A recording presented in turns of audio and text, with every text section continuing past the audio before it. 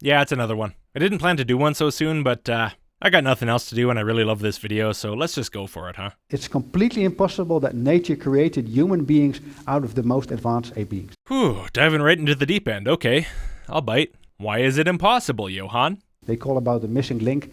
Well, that's completely nonsense.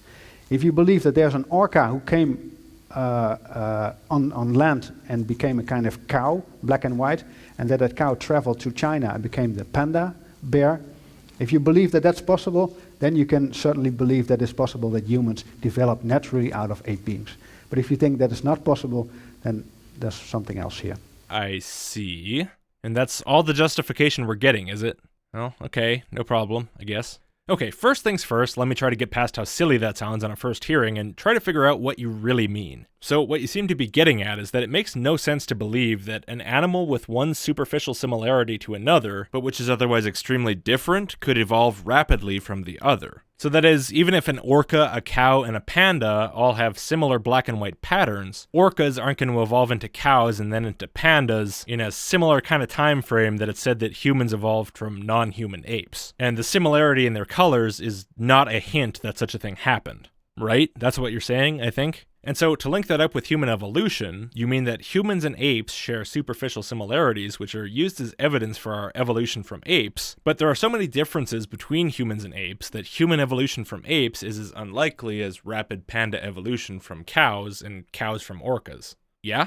And before anyone leaves that comment, yes, I'm aware humans are apes. I'm just trying to phrase it in a way that doesn't assume that, because the discussion is about whether humans are apes. So, okay, if I phrase it that way, at least there's an argument. But the glaring problem is that this argument requires that humans and apes are as dramatically different as an orca and a cow, or a cow and a panda. And also that the similarities that we use to decide that we are in fact apes are only superficial and insufficient to establish that relationship. So if you want this argument to carry any weight, you have to actually point out those differences and why they make it impossible for apes to evolve into humans in the amount of time proposed. But you didn't, and I'm certainly not going to do the work in coming up with any differences for you, because as far as I'm concerned, there are no such differences. There certainly are differences between humans and non-human apes and the fossils that we claim to be our ancestors, but none so extreme as to invalidate human evolution. So don't consider this part of my video a refutation, because so far you've presented nothing that I need to refute. What I'm trying to do here is request that you actually present your argument in the first place. So it's about man, and we can rule over. If we are doing what we are supposed to do, then we can be the shepherd on this planet. We can rule. That's our heritage.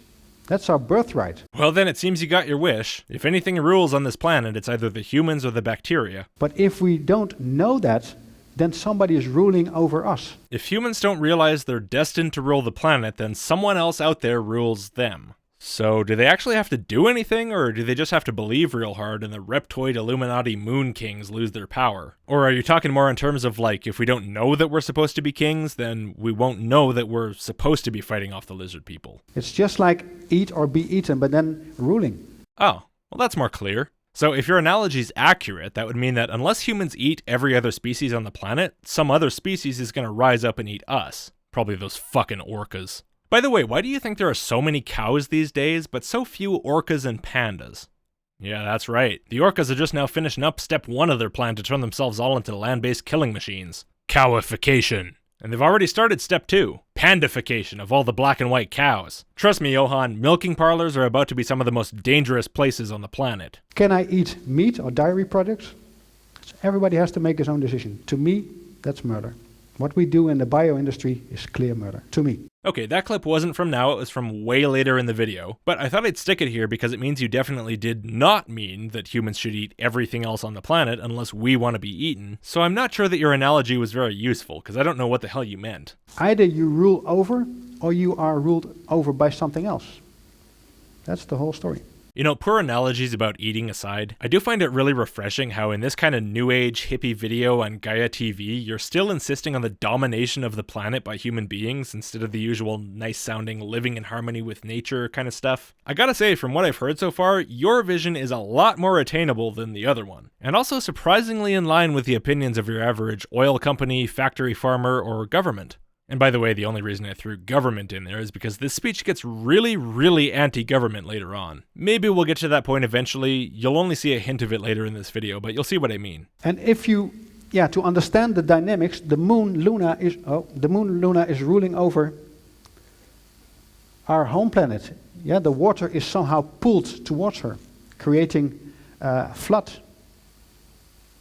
So this is the default ruler, Luna. Now hold on a second, that's what ruling is? So it's got nothing at all to do with actually being in a position of rulership over the other species on the planet or anything. No, it's just about being able to move the oceans from a distance in order to produce tides. I have to admit that's a very novel understanding of the word rulership. But alright then, this calls for a new plan. So after we've finished eating all the other animals on the planet, we're gonna build some big-ass wave machines and try to make some artificial tides, okay? And then, having usurped Luna's throne, we'll blow up the moon.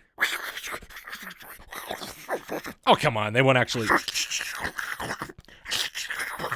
Fine, if they do it, I'll pay for the new one. Yeah, if you understand the moon cycle, then you know when to put seed in the soil and when to harvest, or even when to cut your hair or cut your nails.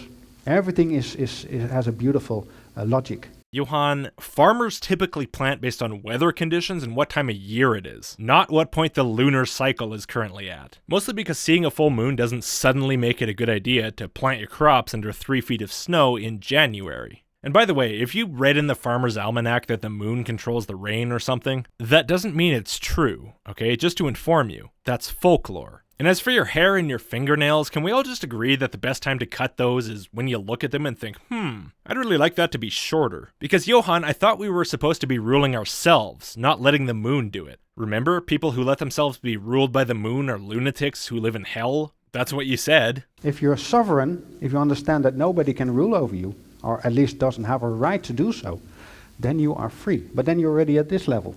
Most people who are ruled over are at the lowest level. They are in hell. And the hell, you can say, is ruled by the moon. They're all lunatics, because the moon Luna is ruling at that level. So decide for yourself when you should cut your hair and fingernails, you lunatic.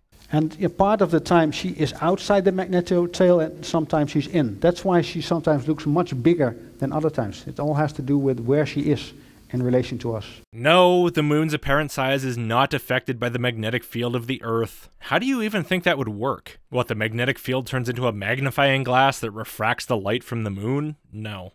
Sorry. Magnetic fields in a vacuum don't change the trajectory of light. So unless you're planning to demonstrate that a magnetic field will in fact somehow refract light in a vacuum at all, let alone in such a way that it acts like a giant space magnifying glass when there's no sign at all in the entirety of human knowledge about magnetism that it does, no.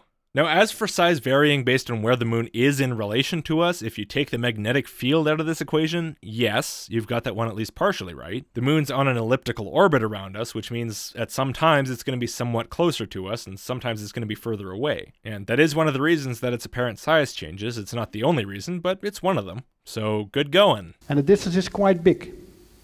NASA is claiming that there were people with an Apollo rocket who went all the way here and came back. It's complete nonsense. Yeah, they never went higher than 500 kilometers and everything was recorded in the studio. Not going to explain that here either, I'm just saying it. Yeah, but it's completely impossible to go there with that kind of silly technology. Okay. No, I'm not planning to rebut you. I'm perfectly happy for you to think that. See, we had a change of management a few years ago, and our new CEO correctly pointed out that it really doesn't make a lot of sense to encourage the humans to snoop around the moon. Last time in 2013, they almost found our base. Shut up, earpiece! I'll say whatever I want. I'm the overlord now, bitch! Yeah, the tides are ruled over, and you cannot stop it. You cannot push the tides back. Yeah, if we put our minds to it, we theoretically could. And if we want to take back the rulership of Earth from the tyrant Luna who makes us live in hell, maybe we should. What do you say, buddy? Between my viewers and your readers, we must have enough people for a project like that, right? It can't be that hard, it's just moving a little bit of water. In the same way, you cannot stop government trying to rule over you if you don't understand the dynamics. You need to understand, you need to raise your consciousness to a higher level in order to get rid of that terror or that intimidation or whatever. Theft, you can also call it theft. Maybe they send letters to you. They don't send it to me anymore, so I don't allow them to steal from me, but maybe you still allow that. They stop sending you letters about what now? Whatever it is they want to steal from you? So what, your taxes? You know, I feel like now's a good time to mention there's this guy called Kent Hovind who had a really similar attitude to yours, and I have not filed any income tax in 28 years. If there's a law requiring me to file something, I would like to see it. Well, just be careful, okay? So it's everything is good. Let me say that. There's nothing right and wrong. Just, yeah, it's an experience. So all that terror and intimidation and stealing and the moon-ruled hell that you were talking about, that's all totally neutral, is it? I only ask because you didn't sound that neutral. So what do we see? The 6 levels of creation. It starts with a sphere. Our universe is a sphere, at least that's what we think.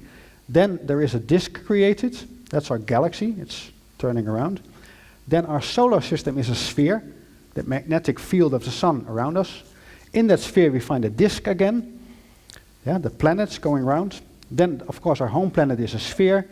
And then finally there is a kind of disk created in the relations with the moon Luna. Huh.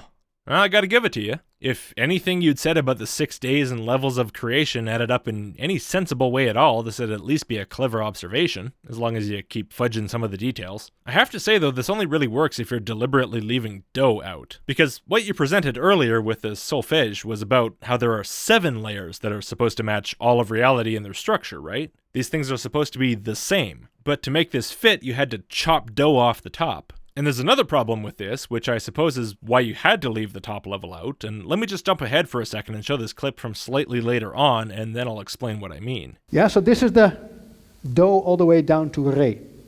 And under the re you get another dough. Yep, do, re, mi, fa, sol, la, si, do. And C, the universe, is supposed to be a sphere, and then the galaxy's a disk, and it's supposed to keep alternating like that through the whole scale, which would make Do, Dominus, a disk. I don't know how God is a disk, but if your system actually works, then he ought to be, right? Except that doesn't work, because you've said that Re, the Earth-Moon system, is a disk, which with the alternation pattern you've proposed would make the dough on the bottom a sphere, not a disk, which doesn't match up with the other dough because you have an odd number of different notes. You have one dough that's a disk and one that's a sphere. And what's more, because this repeats, there would be a whole set of notes associated with the dough on the bottom, which you arbitrarily cut out just to make this work for you. Except, of course, all those notes would also fail to match up with the shapes they're supposed to have. The universe would be a disk, the galaxy would be a sphere, and so on. If you kept that dough off the bottom, it would work a little bit better, because then you wouldn't have that whole other set of notes that don't work properly, but you did put it on the bottom.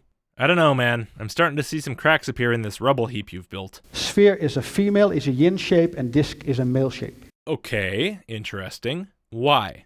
I guess I might be able to figure out why the sphere would be female, but I'm not aware of any aspects of the male anatomy that I would describe as disc-like. So it's a beautiful alternating rhythm between yin and yang. Well, until you complete the scale, at least. So the first chapter of Genesis, you can summarize it with this picture. One picture says more than 1,000 words.